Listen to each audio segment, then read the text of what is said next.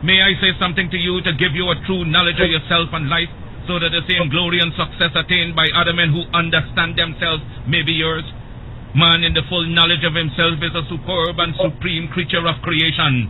When man becomes possessor of the knowledge of himself, he becomes master of his environment, the captain of his own ship, the director of his own destiny, the accomplisher of his own ends. Man should understand himself because man is full of knowledge, and this knowledge is a gift of nature. When Mother Nature created man, she deprived him of nothing. He was given the faculty of understanding all things around him. This faculty for understanding has not been taken away from him. None of his senses have been taken away from him. So there is no excuse for the black man in lacking the knowledge that man is used to beautify the world and produce all that he needs for his happiness and civilization. Look the world over, and whatever you see in it that is pleasing to man, contributing to man's comfort, to his needs and to his satisfaction, it is but the work of man. Man blessed with the knowledge of himself and the understanding of all things around him. If you are able to live with the knowledge of yourself and with the greater knowledge of nature, you must know what is good and what is not. You must know what is finite. You must know that which is material, physical, and otherwise is at your disposal to create or otherwise use. If we leave America and go over to the east to Japan, they will be telling their fellow citizens of Japan of the wonderful accomplishments of the Japanese people, proving that man is moving onward as time moves on. But you have hated yourselves as you have done in previous years. You have shown malice, prejudice, and hate to each other. And the result is that while other races have made progress, while India has made progress towards nationalism, while Ireland has made progress towards republicanism, while the whole world has made progress in man's accomplishments, you still stand fighting yourselves, dishonoring yourselves, showing no disposition toward that higher life so that you will be abundantly blessed. So reflect and think that you were created for some purpose other than exhibiting malice toward your neighbor or fellow men of your own race. What a pity it is that we cannot stand united without a written law. There is no written law compelling other races to stand together. They are brought together by the gentle touch of nature. The unwritten law of nature causes them to stand together on all occasions. So wheresoever you find them in the field, that one gentle touch of nature causes them to stand together, if need be, die together. But with the black man, you can preach to him from the pulpits. You lecture from the platforms, from the byways and the hedges. The spirit of cooperation, but he will not cooperate. You talk to him gently, you try talking harshly to him, he still will not cooperate. The result is that he falls prey to those who understand themselves and walk through the world making you their serfs and slaves. You must acquire an understanding of yourselves. Look around you.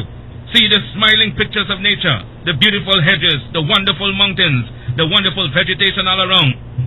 But because of your disposition to each other, you live in suffering, in want, in penury, and in debt. You lack the gentle touch of nature, love for each other. You hate yourselves.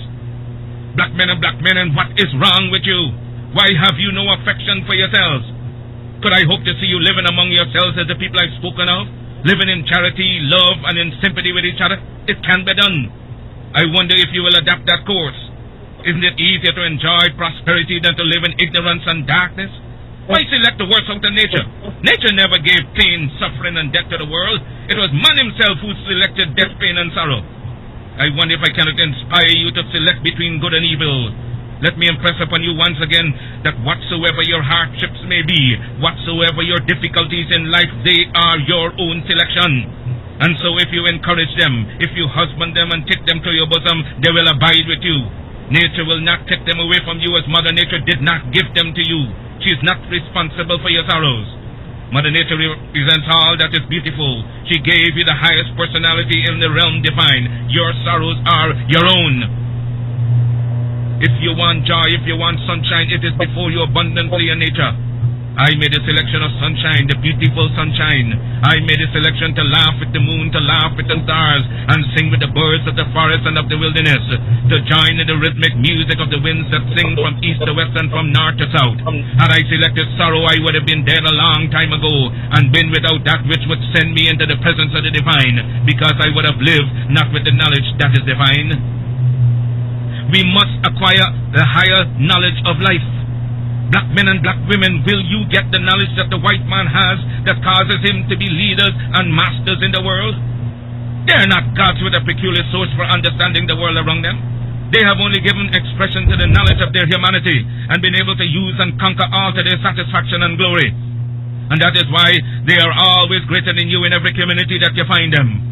Isn't it strange that wheresoever the white man is found, he takes precedence over you? Why is that so? Answer that for yourselves, black men and black women. Wheresoever you come in contact with the white man, you always have to go down in defeat before him.